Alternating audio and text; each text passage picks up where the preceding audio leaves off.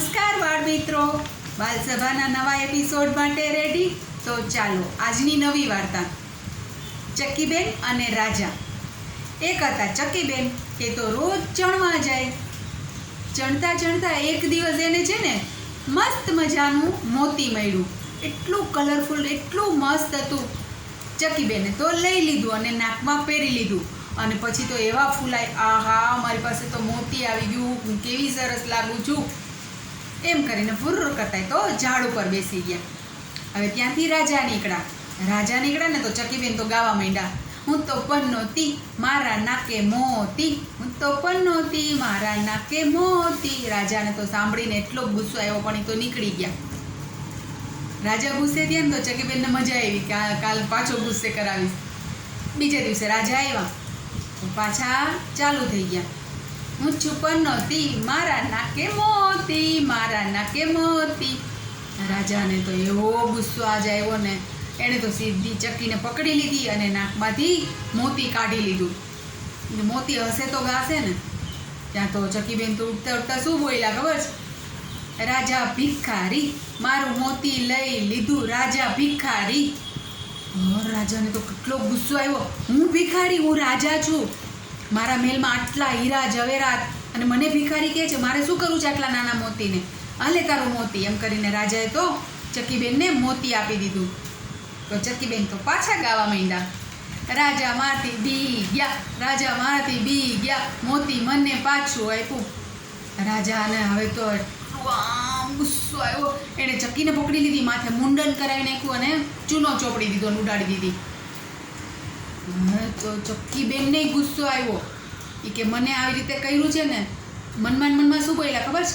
કે હું હવે આખા રાજકુટુંબને બધાને જો માથે મુંડન કરાવીને ચૂનો ન ચોપડું તો મારું નામ ચક્કીબેન નહીં. હવે રાજા છે ને એ રોજ સાંજે શિવજીના મંદિરે જાય અને પગે લાગીને શું બોલે? ભગવાન બધાનું ભલું કરજો, અમારું કલ્યાણ કરજો. ચક્કીબેને તો એનું રૂટીન જોઈ લીધું. બીજા દિવસે સાંજે રાજાજી તો શિવજીના મંદિરે ગયા અને રોજની આદત પ્રમાણે શું કર્યું? પગે લાગ્યા ને બોલ્યા કે અમારું કલ્યાણ કરજો. હવે ચક્કીબેન છે ને એ તો મૂર્તિની પાછળ છુપાઈ ગયા હતા. એ શું બોલ્યા? નહીં કરું, નહીં કરું. રાજાને એમ થયું, આ શું?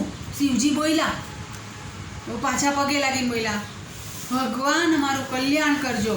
ચક્કીબેન પાછા બોલ્યા, નહીં કરું, નહીં કરું. હા, રાજાને તો એકદમ બીક લાગી.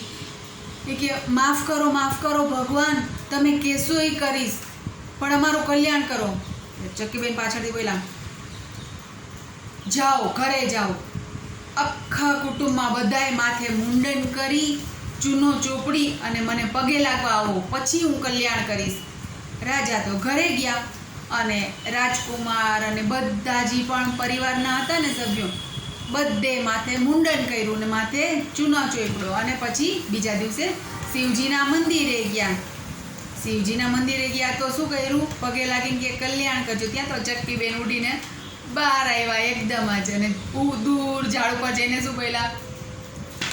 મને એકને મુંડાવી, મેં આખા કુટુંબને મુંડાવ્યા. રાજા તો એટલા ભોઠા પડી ગયા કે આવડી નાનકડી એ ચકલીએ જો આખા કુટુંબને માથે મુંડન કરાવી નાખ્યું. મજા આવી તો શું કરશું? લાઈક કરશું, શેર કરશું અને ચેનલને સબસ્ક્રાઈબ કરશું. પણ બધુંય કરતાં આપણી મેન વાત ક્યારેય નહીં ભૂલીએ, પપ્પા મમ્મીનું માનશું. Bye bye, take care.